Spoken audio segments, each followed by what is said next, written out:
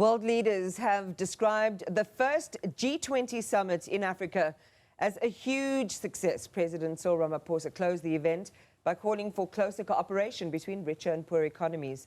International Relations Minister Ronald Lamola says South Africa is willing to work with the US to hand over the G20 presidency, but this must take place at an appropriate level. Newzroom Africa's international correspondent Simon Marks joins us for some of these standout takeouts from this weekend's G20 summit. I'm hoping for a lot of colour, Simon, because there was a colour aplenty this weekend.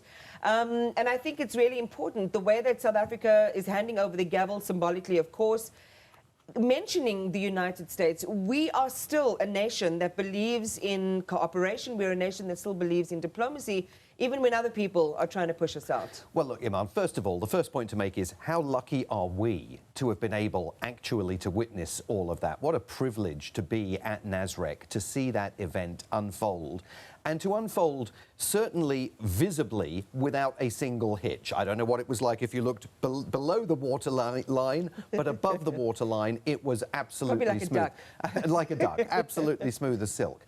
It is the morning after the night before, and an opportunity to reflect. It's also the morning after the night before, I think, in terms of not just South Africa's relationship with the United States, but the relationship of virtually every single one of those G20 leaders that was here. Because when you came out of that hall and there was that tremendous celebratory atmosphere, the Soweto Gospel Choir, you know, just magnificent sense of achievement. But the talk in the hallways was, this was a turning point in terms of the world saying to the United States, you have completely marginalized yourself.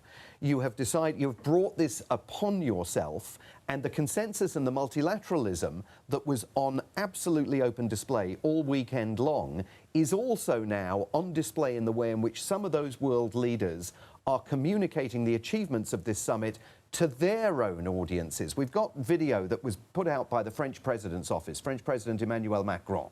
And take a look at this video that he's put out on social media that really conveys his view of how this G20 summit went to the wider world.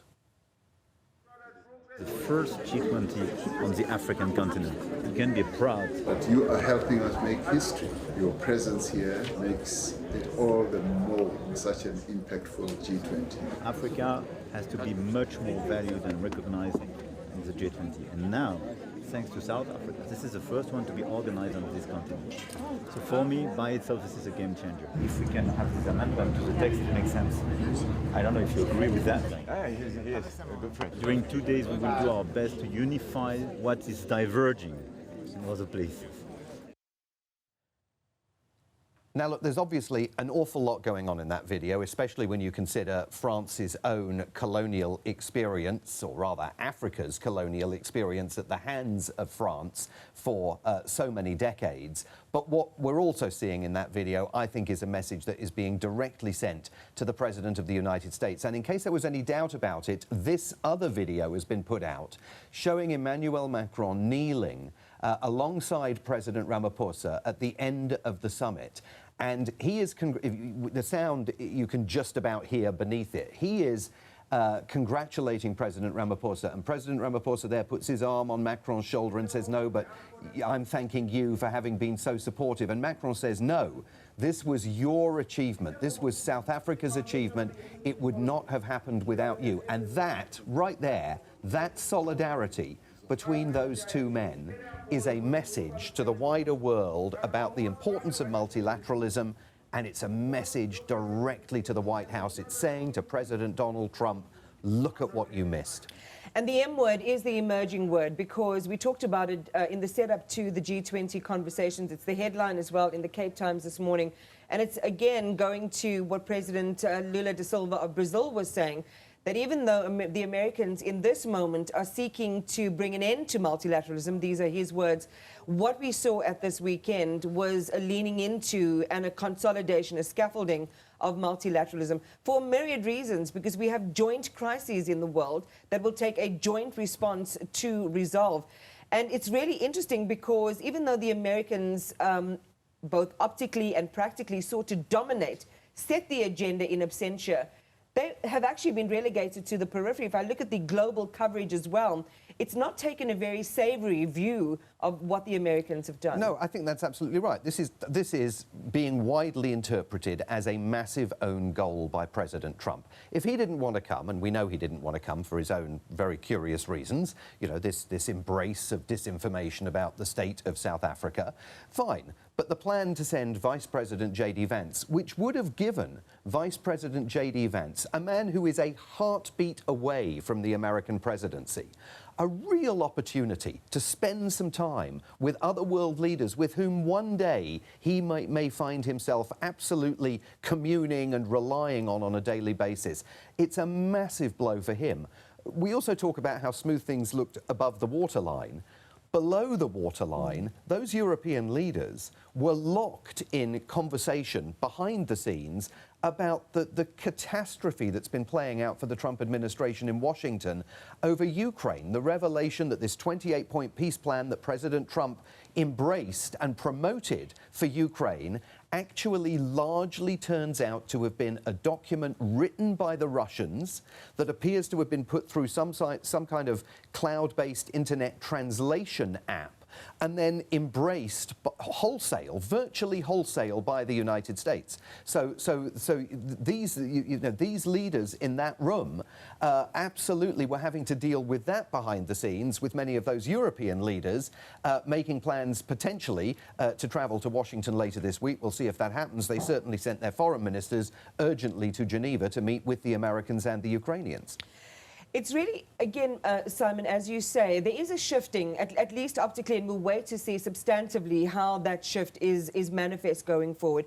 We know that this is a voluntary, I mean, the declaration, even though it was adopted, again, in an unprecedented fashion on day one of the conference, is involuntary, by and large. The 21 very Africa-specific resolutions and innovations that were taken in that summit means that South Africa, in its role, has managed to, and some are saying, be that bridge between the global north and the global south, place Africa at the center of the developmental agenda in a way that hasn't been done before. Look, some of the stuff is immediately actionable and will be actioned. The creation of this intergovernmental panel on inequality is going to happen. There is nothing that the next G20 presidency, the United States of America, can do to head that off.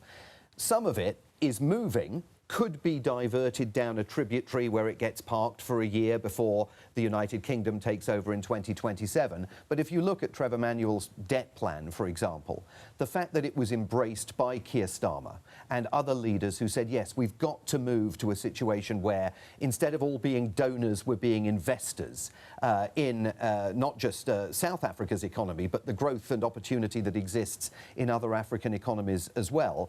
That's important. It doesn't necessarily lead to immediate action if the finance track and the discussions about debt are taken off in a completely different direction by US Treasury Secretary Scott Bessent. But it's something that baton can be immediately picked up by the UK in 2027. And something Trevor Manuel said on 405 last week that is very important to bear in mind, that the most important aspects of the G20 are the troika. The country that just held the G20 summit, the next one that's going to host it, the one in the United States, and then the one after that, which is the UK. So there's an opportunity here for Keir Starmer and Cyril Ramaphosa, or whoever is at the time the Prime Minister of the UK and the President of South Africa, to engage in a bit of a pincer movement here that kind of chivies the United States at least down a path of understanding that the issues that were discussed here, and those three pillars, solidarity, equality, sustainability, matter to all the world leaders who were here, even if they don't matter to the host of what we think is going to be the next G20 summit next November in Florida. I don't know if we've got the visuals. We played it for our viewers a little bit earlier on of the gavel. And we know that it's a symbolic thing, but it also is, I mean, we had a beaded, gavel, which is marking the starting and the ending of these proceedings. And as Cyril Ramaphosa brought that gavel down, at the close there, he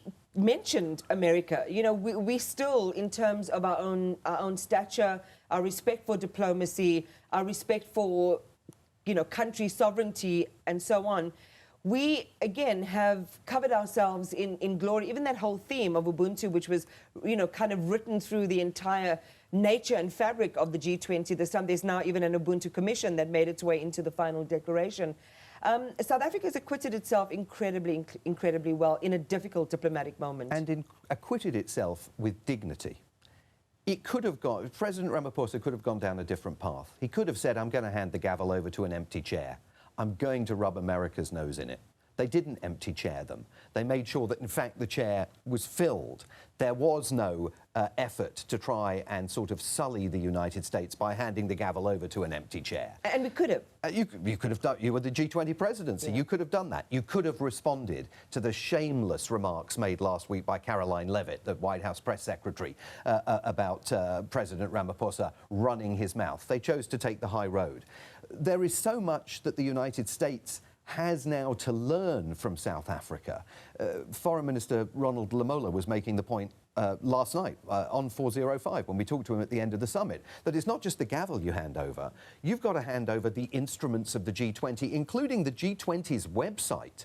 Now, what are the Americans going to do with that G20 website? We've already seen in the United States unprecedented use of the White House website, the State Department website, every single government website, to send the kind of political messages critical of the Democratic Party that you would never traditionally see on politicizing these official government websites. What are they going to do with the G20 website? Where were the American G20 Sherpas? Not here, not learning anything from the South African Sherpas. So the fact that the ceremonial handover is going to happen low level at Durko is the closest South Africa is going to sort of getting down in the mire with the Trump administration. And in fact, it's being perfectly reasonable in saying this was a leaders' summit. Yeah. You can't have a charge d'affaires sitting there and taking the gavel. And it'll be lovely to get a perspective from Zane Dango, whom we are speaking to not too long from now, about the design of that last moment and what was happening behind the scenes. I think it's going to be really instructive. The most Africanized, reform-oriented G20 in history is how it's being framed variously. New frameworks around critical minerals, disaster reduction, more African engagement, new targeted institutions or initiatives. And I think Mission 300 is a key one in terms of electrifying 300 million Africans to the grid and connecting them to the grid in the context of 600 million being without. I want to telescope out a little bit, Simon, if we can, in this closing question to you. Of course, we had to talk about how it all played out for the Americans, how it all came out in the wash ultimately.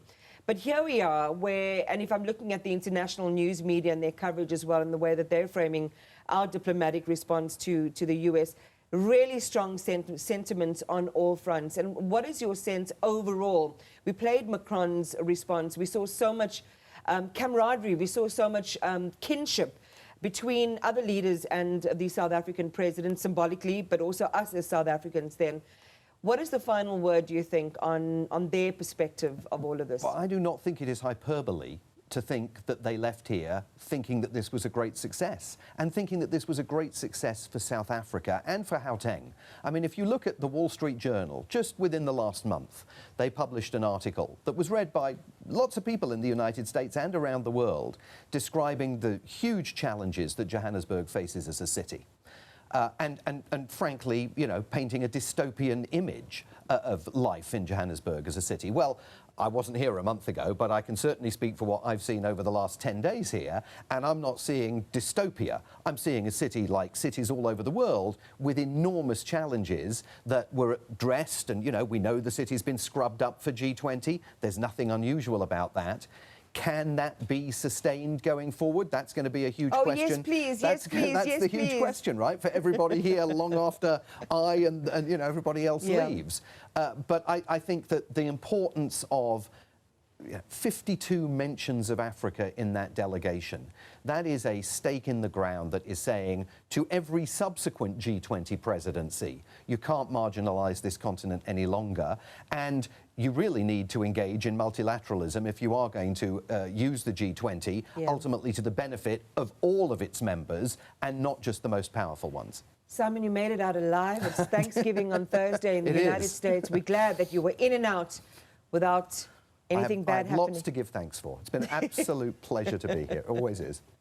Simon Marks, it has been such a lovely reconnection for us as Absolutely. old Delightful. colleagues, being able to work together and do this together.